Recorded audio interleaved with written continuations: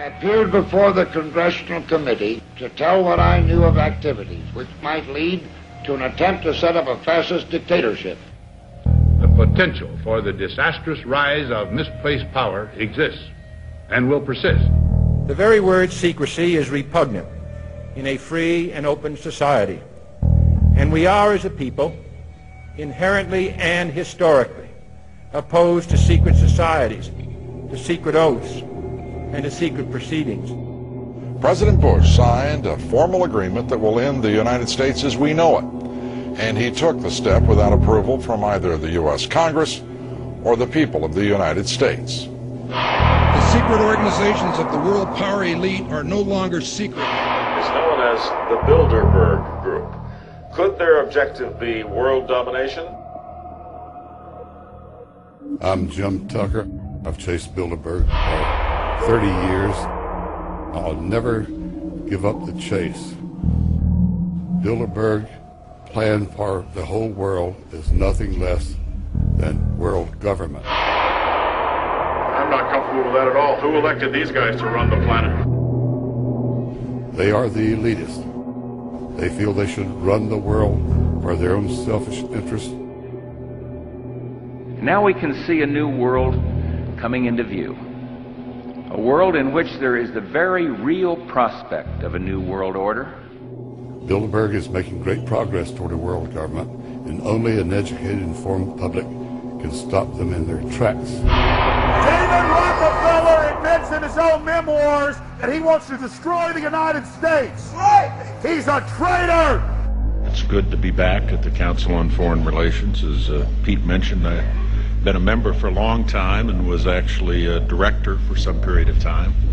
I never mentioned that when I was campaigning for re-election back home in Wyoming. Let us never tolerate outrageous conspiracy theories.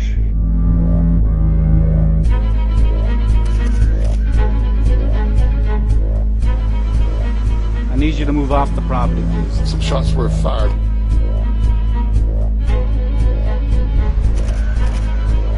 There's Bilderbergers right there. In this film, you will learn how our world is truly governed. You will see how highly secretive roundtable groups interlock to form a global intelligence network. This group has been steering planetary affairs for hundreds of years. Now, in the final stage, they prepare for open world government. A goal tyrants throughout history have lusted after. The concept of a new world order has been around for centuries. It's been receiving tremendous play over the last half of the 20th century. George Bush, the first senior president, George Bush, used it a lot in his speeches and really implies that he really wants to see a order in which we have a universal or a global type of governance in which every human being on planet Earth is ultimately responsible to policies that are being formulated at the international level. It is a big idea, a new world order.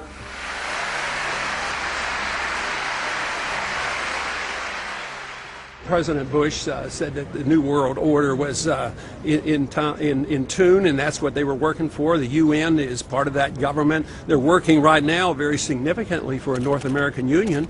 That's why there's a lot of people in Washington that don't care too much about our borders. They have a philosophic belief that national sovereignty is not important. It's also the reason I have made very strong suggestion that we need not be in the United Nations for our national security. It's really always the same. You go back throughout all of history, the Roman Empire, the Soviet Union, Hitler during the Nazism was always saying that it's going to create the utopia for the average person, when in fact, history always shows that it does exactly the opposite.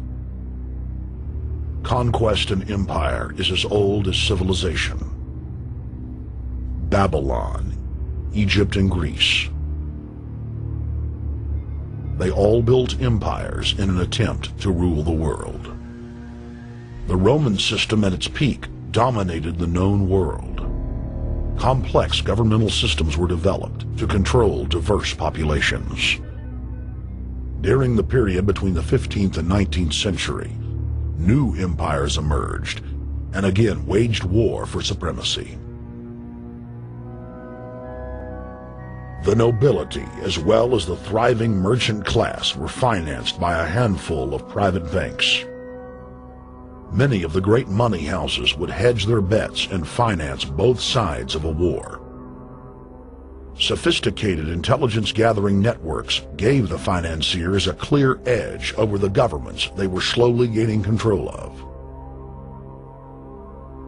On the 18th of June, 1815, agents of the British arm of the Rothschild family looked on as Emperor Napoleon Bonaparte fought desperately to save his army from the jaws of a British-Prussian pincer attack. A Rothschild agent was able to get the news of Napoleon's defeat at the hands of Lord Wellington to Nathan Rothschild, a full 20 hours before the news reached London. Nathan, the head of the British arm of the Rothschild family, put out the rumor to the London Stock Exchange that Napoleon had won the war. Stocks plunged by 98%, and Rothschild was then able to buy up the entire British economy for pennies on the pound.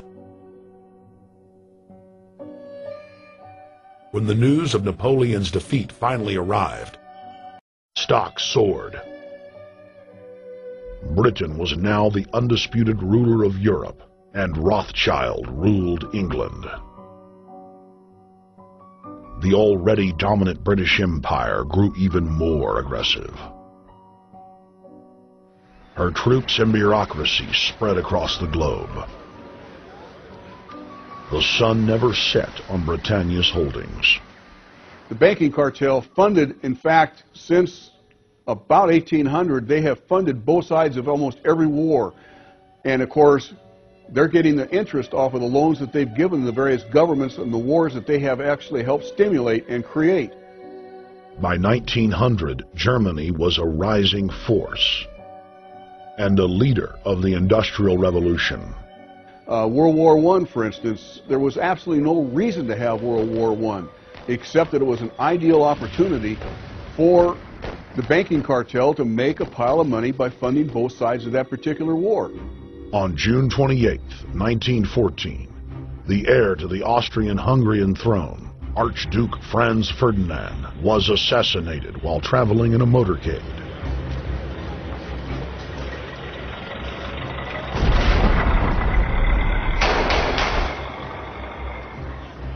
The Black Hand, a Serbian secret society with connections to French and British intelligence, took credit. World War I had begun.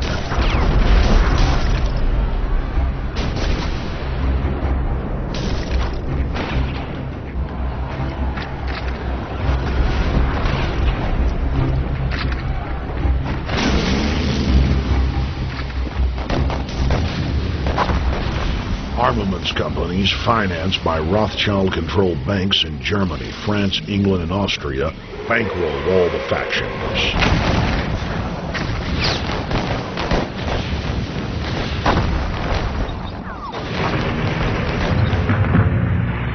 At least 20 million were killed in the war.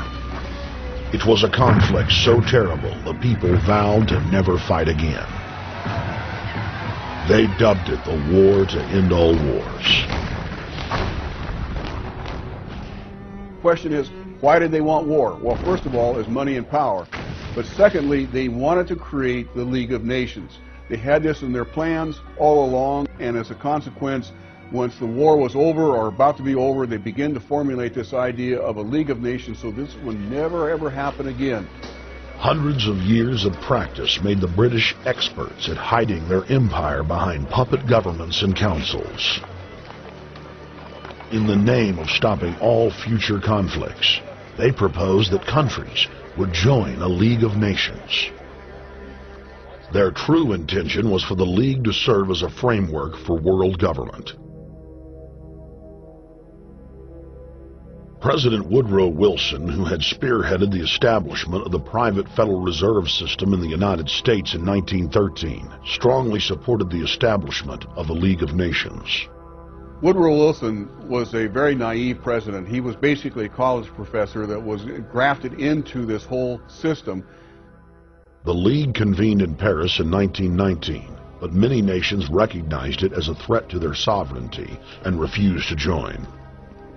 Frustrated by the U.S. Congress blocking the League of Nations, British intelligence, with the help of the Rockefeller family, set up the Council on Foreign Relations in New York City in 1921. The Council recruited the best and brightest of American life to support the growth of the Anglo-American Empire. The CFR's stated mission is to abolish all nation-states in favor of an all-powerful world government administered by a tiny elite. By 1930, the promoters of world government had split into two interlocking camps: the Fabian socialists centered in London, and the fascists based in Italy and Germany. National Socialism will use its own revolution for establishing a new world order. Adolf Hitler. Supporters of the fascists in the United States and England believed that the military should be used to quickly transform the world into a new world order, while the more sophisticated practitioners of globalism stated that incrementalism was the sure path to world domination. Congressional Medal of Honor winner Major General Smedley Butler went public in 1934 exposing an attempt by the robber barons to launch a military overthrow of the United States. The war hero testified to the McCormick-Dickstein Committee in Congress that some of the most powerful men in America had tried to recruit him to lead a military coup so they could set up National Socialism in the United States.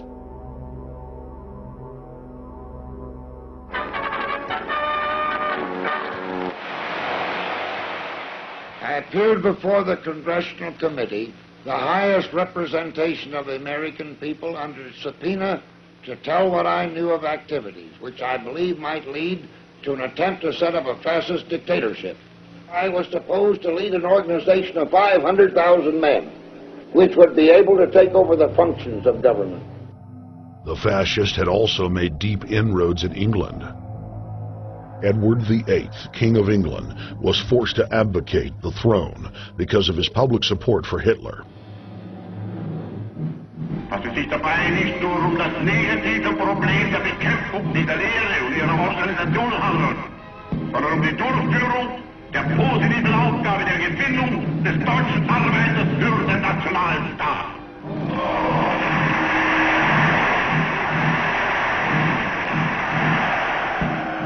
Though the German-led fascist camp was strong, the Fabian Socialist bloc was able to maintain control of the U.S., Russia, and England.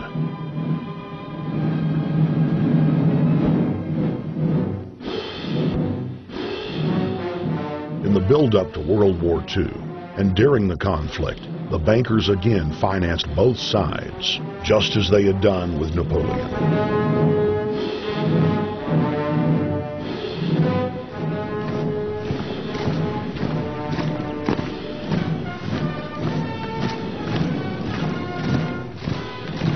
With the rise and fall of the Third Reich, Europe lay in ruins.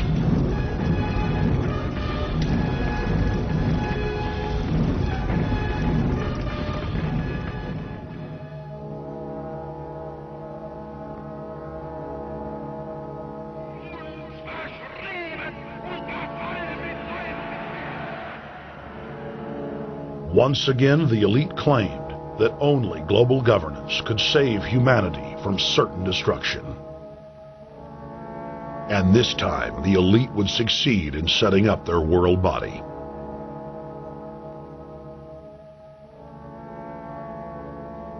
In April of 1945, at the Presidio Naval Base in San Francisco, the United Nations was founded by the victors of World War II. The United Nations complex was then built in New York City on land donated by John D. Rockefeller. Shortly after the elite established the United Nations as their base in the United States, the newly formed World Council quickly began work on the next phase in their plan, the incremental formation of continental superstates. The first step in their trilateral plan was the creation of the European Union. Unifying Europe had been tried many times and was extremely unpopular. Where Napoleon and Hitler had failed to accomplish their goals using force, the globalists would succeed using stealth. The British spearheaded the formation of the Council of Europe on May 5, 1949. The Treaty of London claimed to only establish trade ties between European nations, like NAFTA or GATT in North America. Its true intention was the formation of a European superstate.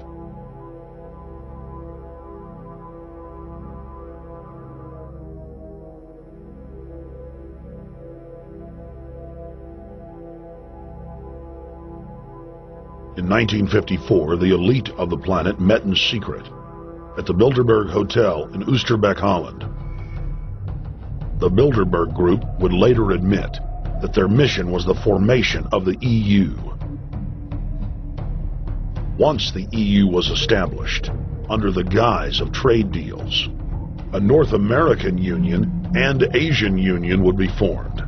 The three interlocking superstates formed the core of the global government, while the United Nations would serve as a world regulatory and enforcement body over the Third World subregions.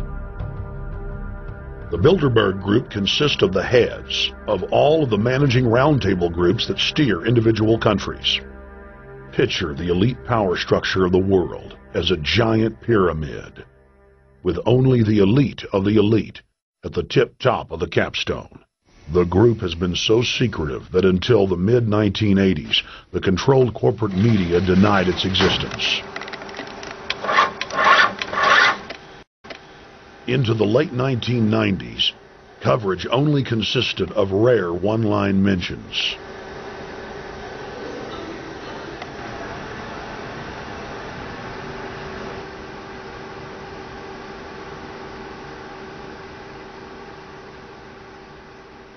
With the rise of the alternative media, their stranglehold on information has begun to slip.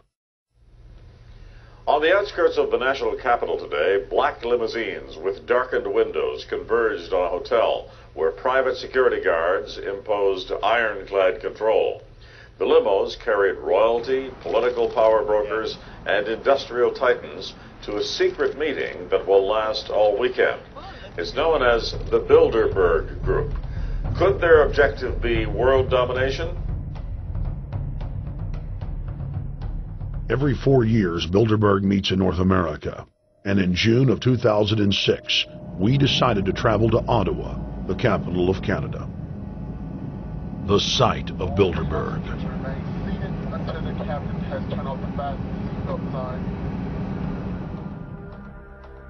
In Bilderberg's long history, many reporters attempting to cover the group have been harassed, detained, and even jailed.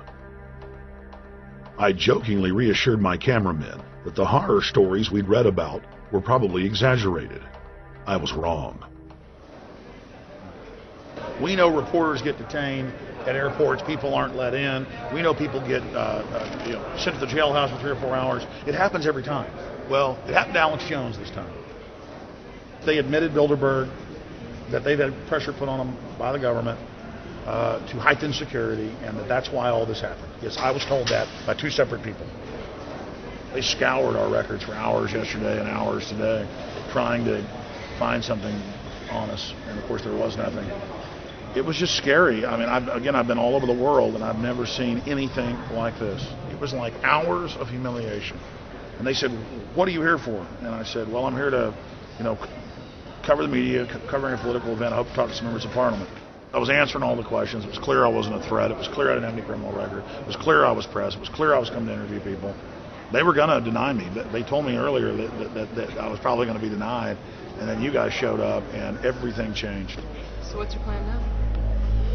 My plan is to go out and try to interview Jim Tucker, try to go down to the Bilderberg Group and maybe catch some of them still arriving, and try to still make a documentary.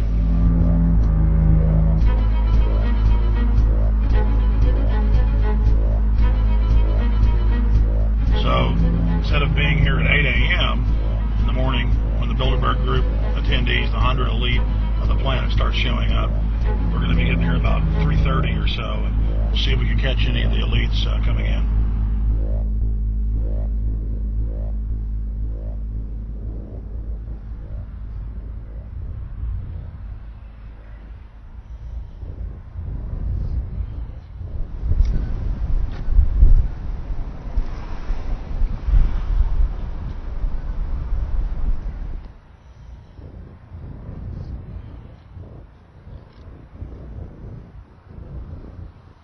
do you think is on the agenda for this edition of the Bilderberg Society's annual meeting?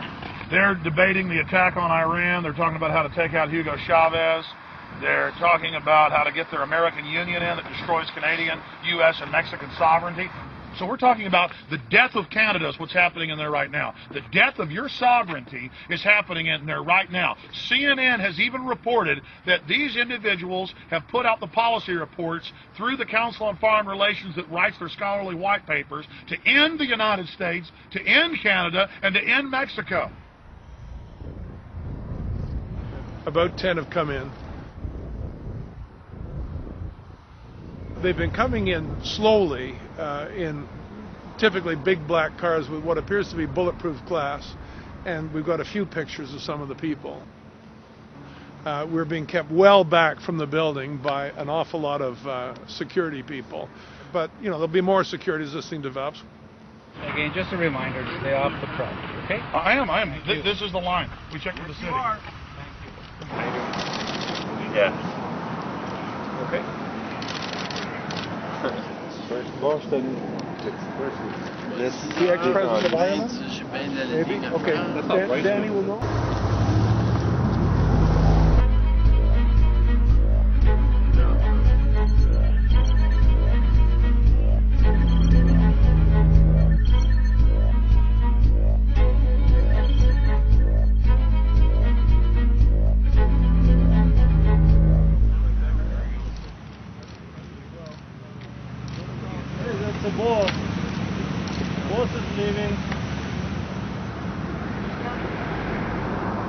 Etienne Davignon is the honorary chairman of the Bilderberg Group, as well as the head of its steering committee. The committee he heads selects and invites each year's attendees. In the last decade, the list of attendees has been leaked to reporters by moles on the inside. Veteran newspaper reporter Jim Tucker has been covering the Bilderberg meetings for over 30 years and has physically attended more than 20.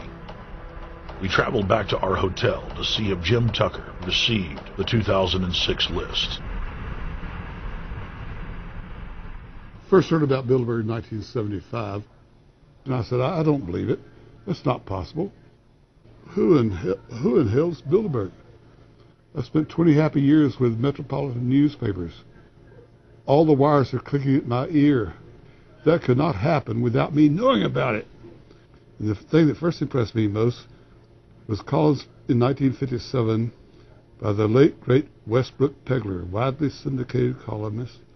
He wrote 2 lengthy columns about how approximately 100 leaders of international finance, heads of state, high public officials, were meeting behind armed guards and closed doors on Jekyll Island, sealed off. What are these powerful internationalists doing? And why is it so secret? Why does it have armed guards outside? Why is it sealed off? The newspapers totally ignore it. Not a word. Total blackout in the United States. Since then, I've never stopped pursuing Bilderberg or the whole international gangster organization led by Rockefellers and Rothschilds as they manipulate the world for their own selfish interest.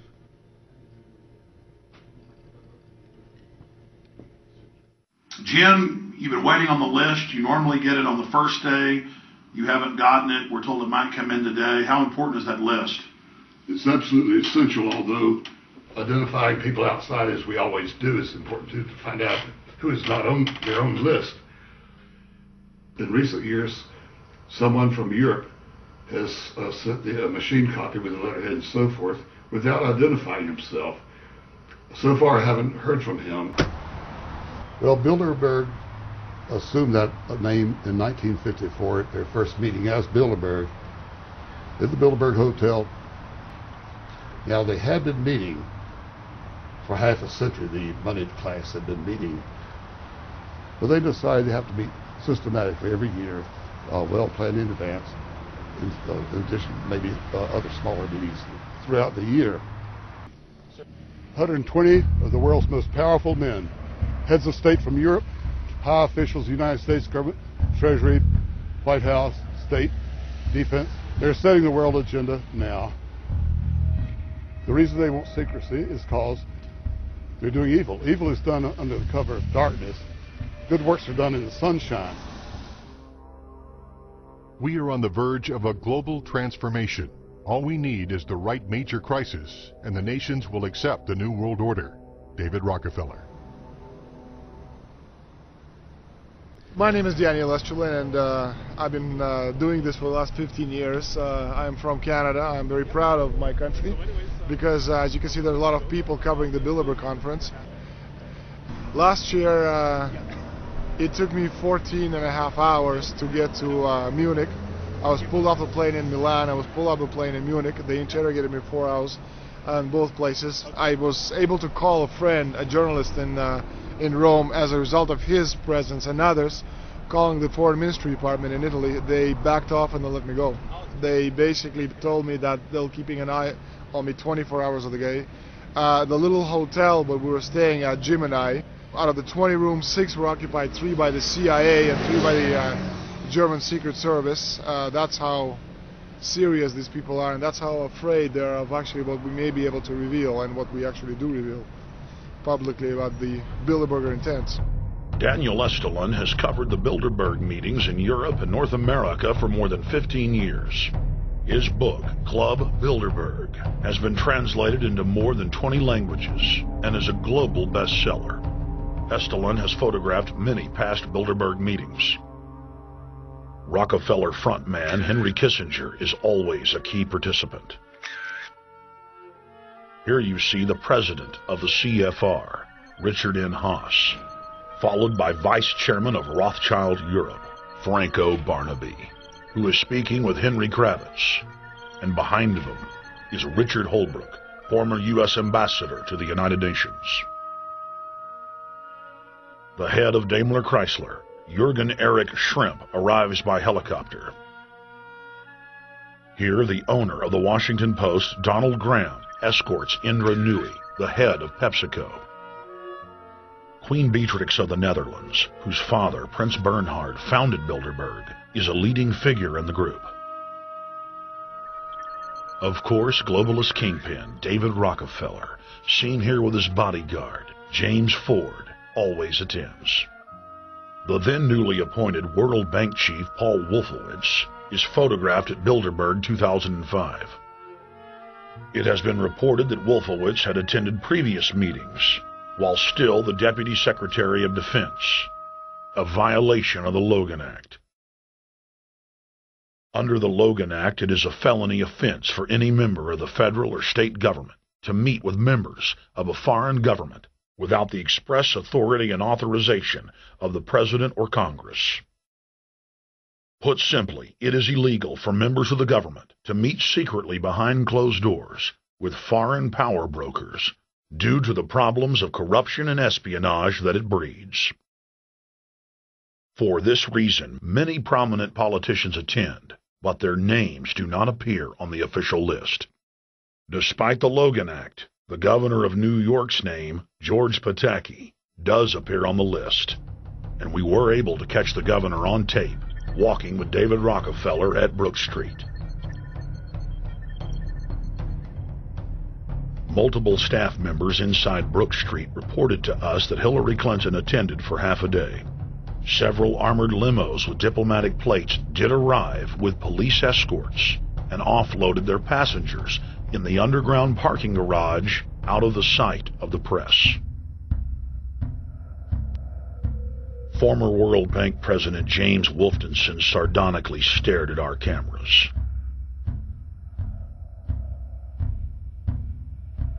They're upset about the fact that they're being exposed. Well, I'm sure they are. I mean, look at the tinted windows. They don't want to be seen. They don't want even anybody to know they're here. So I'm sure they're ticked, you know, and that's why we're here to try to expose them. Do you think that they were angry that they were on the front page of the local paper today? You think they're in there reading it right now, Jim? Yes, I don't think they're happy about it. They prefer nothing at all, no publicity. They prefer absolute secrecy. Alex. Yeah. That's Chalabi, eh? You think Chalabi? No, I don't think. I know. It looked like Chalabi. I knew it was a fat guy. Yeah. That was Ahmed Chalabi? Yeah. Oh, my God. Then they're really going to attack Iran.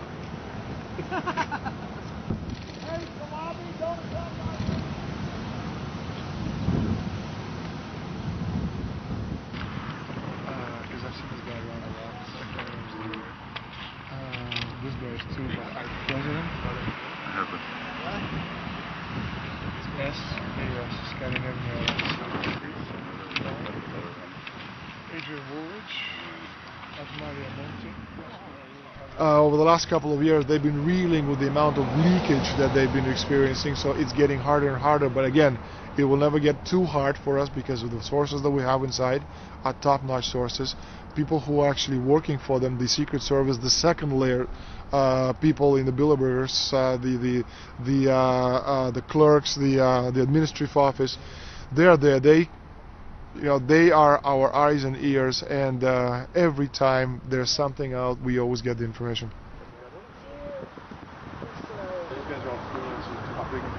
That's Francisco Pinto Balsamao. I think that's the Queen. Oh my God, you can't kiss her hair. Weird. You see her? Oh my God. The Queen of Holland.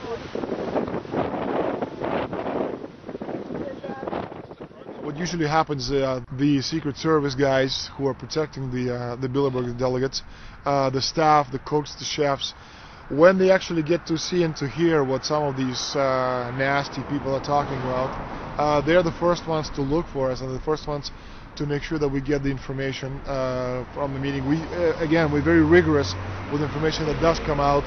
We double, triple, and quadruple confirm the sources, make sure that all the information checks out. A lot of the stuff, the Bilderbergers have planted information, make sure that this disinformation nullifies the accuracy of the reporting, which is why we never publish the first thing we hear.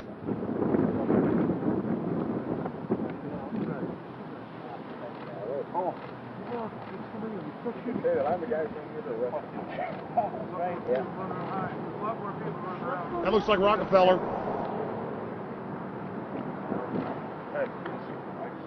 The decisions that these people take, again, they're not only decisions affect the business community, they affect politics, business, environment, across the entire spectrum.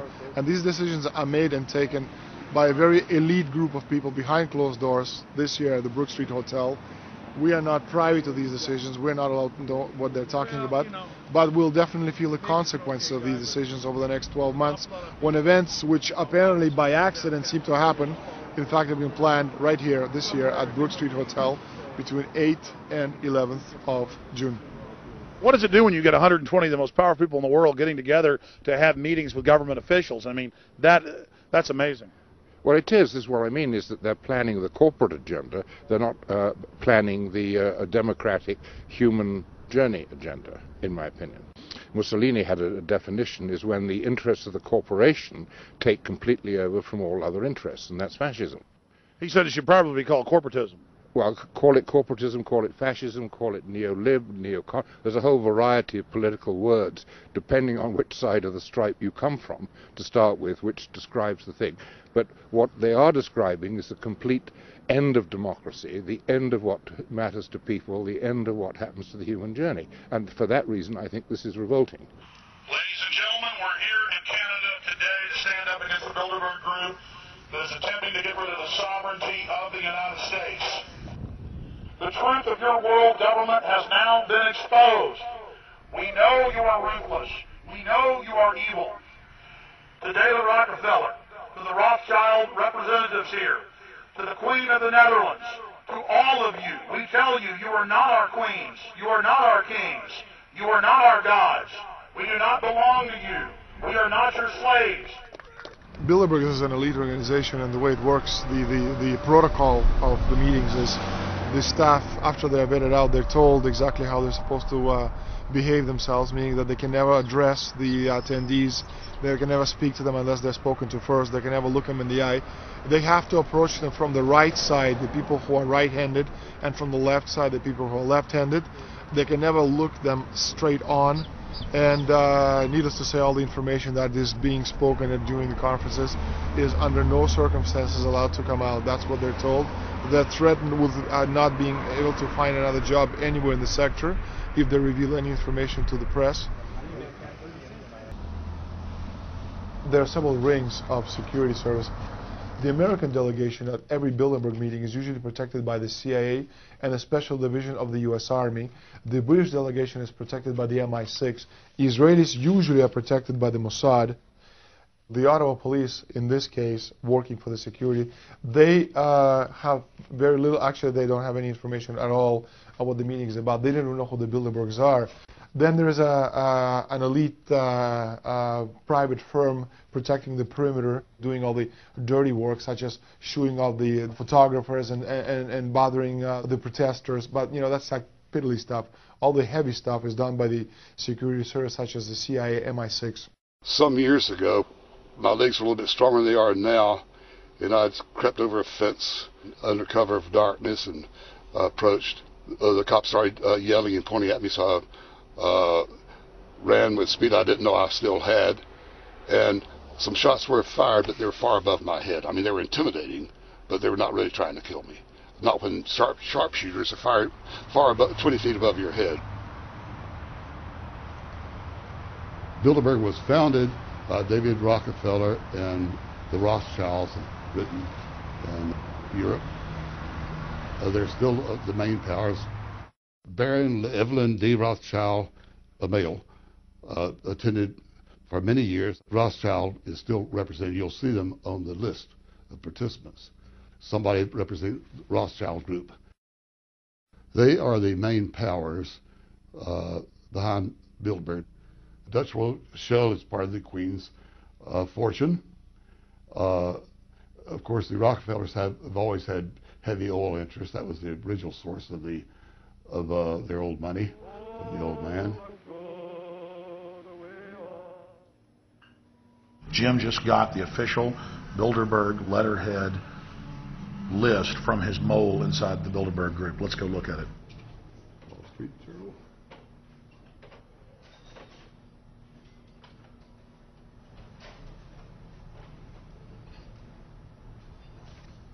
So Jim, you got the list. Yeah. Did we identify Wolfowitz as being here because he's not on the list? No, we positively identified Wolfstenson. Yeah, he's on the list. Yeah, there's Wolfstenson right there, James Wolfstenson. But aren't there always people who aren't listed? Yep. Over the years, we've identified like sometimes one, sometimes three people who are not on their own list who have attended.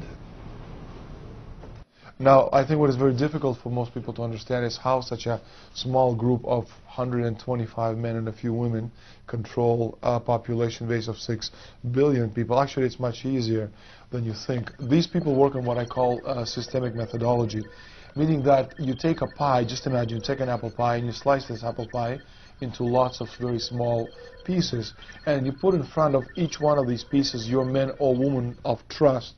And by controlling this individual, you control an entire organization. For example, if you take Paul Wolfowitz, who runs the World Bank, through him you can control the entire organization. You don't need to control what the dishwasher or the toilet cleaner thinks or does or believes in. You just need to control what he does and what he believes in. And what he does will permeate the entire organization. And that's how you control, with very, very small power base, an entire global population of 6 billion people. Bilderberg is making great progress toward a world government. They have created a superstate in Europe called the European Union. They are intent on creating a Western Hemisphere Union called the American Union. NAFTA is to be expanded into every country in this hemisphere. As NAFTA expands, it will take on the role of the American Union. And only an educated, informed public can stop them in their tracks. We went into downtown Ottawa and talked to locals to learn if they were aware of the elite meeting in their city. Ma'am, what did you say about the American Union? He said it's going to end up happening. We don't want it, but it's going to happen. Why do you think? Because the Bilderberg Group runs the world. You have the Trilateral Commission, that's also part of the Bilderberg, which is the United States, Europe, and Asia. but most of this is public knowledge. Nobody wants to believe that there are conspiracies, that world leaders are already elected before they're voted on. So here we know that Bernard Lord is part of the outer circle. I was surprised to read that Harper addressed the group in 2003 because my understanding was nobody gets into politics without becoming part of the Bilderberg group.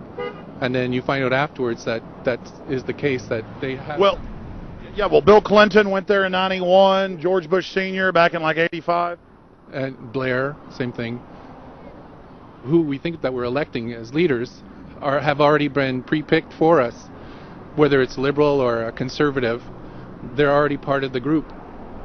They own all the horses in the race. They own the horses, and I understand that, for example, in the United States, it's a one-party system with two factions, though you think it's two different parties. Do you know about the European Union? No. Europe, 15-member group expanding. A what? 15 nations of Europe merging in 2000. Whatever. For over 50 years, the Bilderberg Group constructed the European Union by stealth under the guise of trade deals. Now the elite are using the same secretive program to complete the North American Union. But this time, superstate integration is on the extreme fast track. International agreements like NAFTA, GATT, and APEC were just stepping stones in the formation of the NAU. The North American Union was officially born at Baylor University in Waco, Texas, on March 23, 2005. The leaders of the United States, Mexico, and Canada told the press that they were only meeting to discuss trade. It soon leaked that a secret meeting had been held during the Security and Prosperity Trilateral Summit. The three governments had refused to release the secret agreement to the people. In September of 2006, their treasonous operation was blown wide open. From September 12th to September 14th, in Banff, Canada, hundreds of elected and appointed government leaders from Canada, Mexico, and the United States met in secret. On the last day of the conference, someone inside the secret North American Union Forum leaked the agenda. The front pages of newspapers across Canada carried the story. The Judicial Watch Foundation submitted Freedom of Information Act requests to obtain the full agenda and minutes of the secret assembly. Many federal agencies refused, citing national security. The foundation finally succeeded and did receive thousands of pages of documents. The documents marked unclassified are the blueprints of a shadow government ruling by bureaucratic and executive fiat. The pages chronicle an already operating North American Union. Transportation, law enforcement, agriculture, regulation, banking, manufacturing, construction, education, immigration, and even the military are being merged with no input from the people or their elected representatives in Congress and Parliament. One of the first items on their agenda was to stress how important it was that their plan, quote, be carried out by stealth. The controllers also talked about exploiting the public's fears of climate change to push a continent-wide tax to fund the new government. When their coup by stealth was exposed, the three governments went into damage control mode. The Security and Prosperity Partnership quickly staged a show summit that was held in Ottawa, Canada in February of 2007. It is the only way that we can achieve security and prosperity for our people is through this cooperation. We actually occupy one physical space, the North America. We've also had a chance as foreign ministers to talk about how we cooperate in the region and indeed in the world. Protesters who were upset about losing their countries and freedoms were not tolerated. A couple of weeks ago, Al-Qaeda supposed whatsoever. The Security and Prosperity Partnership has been signed without any sort of parliamentary debate. Globalist publications have been open with their frustration that the population has not bought their latest PR stunt. As integration inside the European and American unions accelerates, the superstates themselves are being merged. On April 30th, 2007, a summit was held at the White House. The Security and Prosperity Partnership's secretive approach had alarmed the public. So this time, President Bush, German Chancellor Merkel, and EU Commission President Barroso hid their treachery in plain sight. I thank the Chancellor and Josie very much for the transatlantic economic integration plan. And for that too, we need to develop a common market, common standards. So this is indeed a very important agreement, and an agreement that also brings with it a Transatlantic Economic Council to be a permanent body with senior people on both sides of the Atlantic that will look at all those issues in a concrete manner, in which way we can make it move forward. The BBC reported that the US and EU had agreed on a single market. By announcing a new economic community integration, they were simply repeating what had been done in America and the EU on a larger scale. The accord states that the two blocs will aggressively push regulatory convergence in more than 35 areas, from financial services, intellectual property, military, education, mergers and acquisitions. They also agreed to jointly push a global carbon tax. We recognize that we have a problem with greenhouse gases. We agree there is a global threat, it's a serious threat. We agree there is the need to establish a limit to greenhouse gases. We need to discuss the possible pricing of CO2. How can we translate this into a market economic compatible scheme? We have agreed to establish a high-level group, a forum.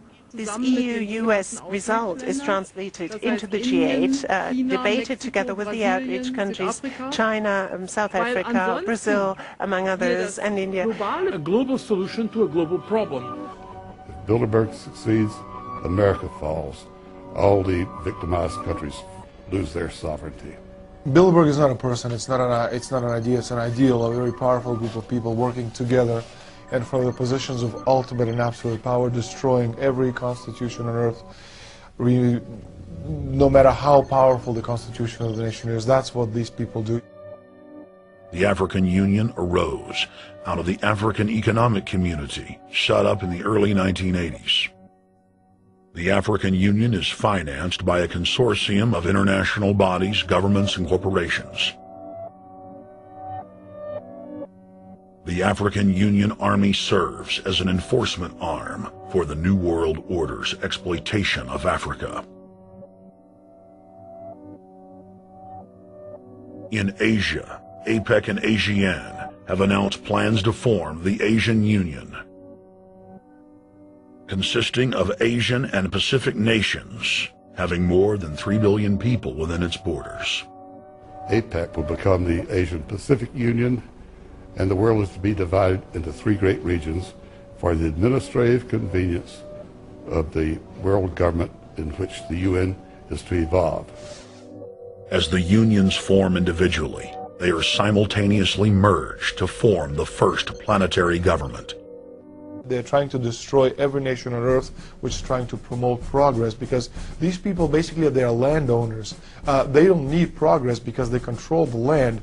If you take the most powerful man in London, the people who belong to the Council and the Committee of 300, who belong to the Bilderbergers, the British royalty, the Guelphs, the black nobility of Venice and Genoa, these people they're landowners.